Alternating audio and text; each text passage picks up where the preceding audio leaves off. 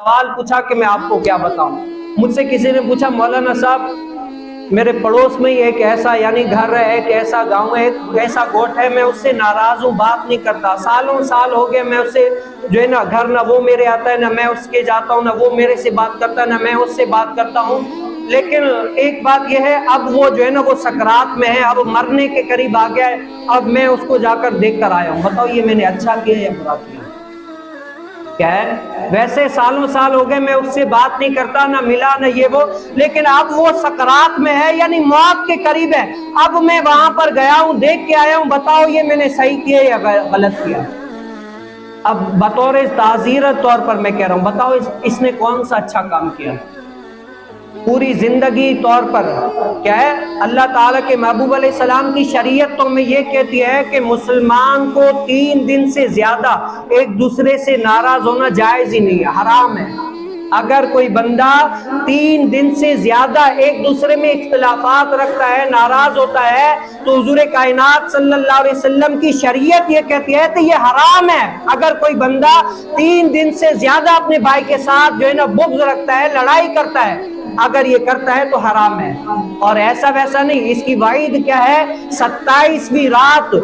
کیا ہے 27ویں رات؟ جو بڑی بڑی راتیں آتی ہیں، جیسے ابھی آئے گی رمضان مبارک میں، بڑی بڑی راتوں میں بھی ایسے بندے کو اللہ رب العالمین بخشے گا نہیں. بڑے سے بڑے گناہگار کو اللہ رب العالمین بخش دے گا لیکن ایسے کو نہیں بخشے گا. میں نے اس کو بطوراً تعزیراً کہا، میں نے کہا کیوں گئے تھے ملنے؟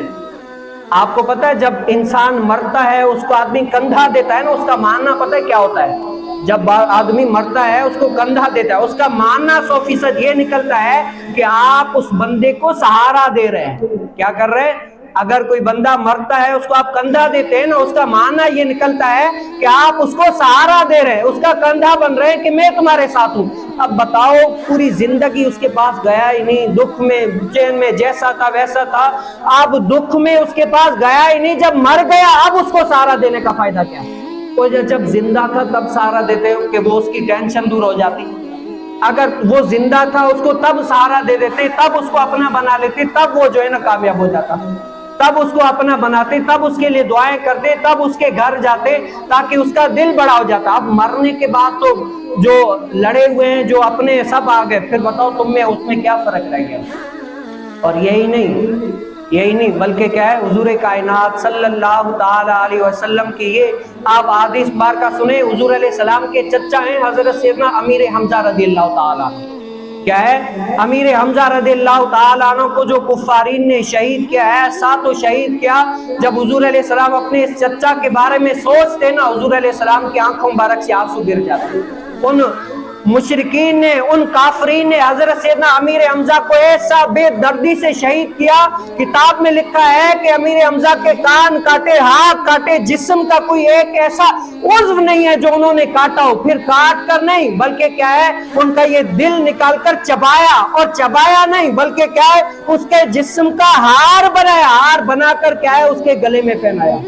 ہر جسم کا ٹکڑا ٹکڑا کاٹ کر اس کے ہار جو ہے نا بنا کر حضور علیہ السلام کی بارگاہ میں پیش کیا کہ یہ ہم نے حال کیا. جب حضور علیہ السلام نے یہ دیکھا نا، آنکھوں مبارک سے آنسو گر گئے. حضور علیہ السلام جب بھی حضرت سیدنا امیر حمزہ کی یاد آتی تو آنکھوں سے آنسو گرا دیتے، کتنا روتے. لیکن قربان جاؤں میں اپنے آقا علیہ السلام پر، ایسی شریعت پر. بتاؤ ایسا کوئی مذہب، ایسا کوئی دین لاؤ، دکھاؤ تو صحیح. جس حضرت سیدنا امیر حمزہ کو جس شخص نے مارا تھا نا، پہلے کافر تھا لیکن جب اسلام لے کر آیا نا، حضور علیہ السلام نے فرمایا جاؤ میں نے تمہیں معاف فرما دیا. کیا فرمایا؟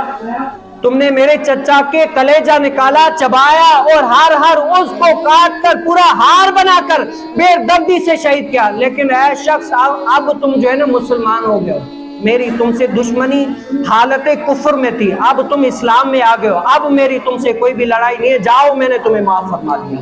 بتاؤ ایسا کوئی دین تو لاؤ، دکھاؤ تو صحیح یار. اب کیا سوچتے ہیں ہم جو ناراض ہوتے ہیں، کیوں کہتے ہیں یار اس نے میرے ساتھ برا کیا ہے. کیا کیا ہے؟